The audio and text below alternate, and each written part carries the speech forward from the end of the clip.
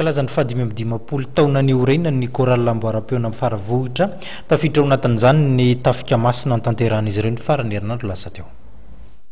Ao anatin'ny fankalazana ny fahadimapolo taona niorenany chorale Amboarampeo sy kolo Amboara Faravohitra dia nitsidika n'Antsirabe ny fikambanana nanao Tafika Masina.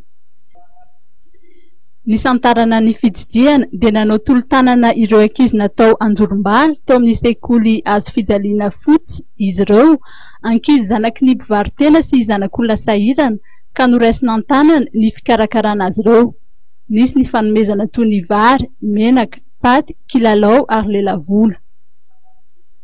Nanatanteraka ny fitoriana ankiry tao amin'ny Fjkm Philadelphia ny sabotsy ary toriteny ankiry tao amin'ny Fjkm Ankafe izy ireo ny alahady teo.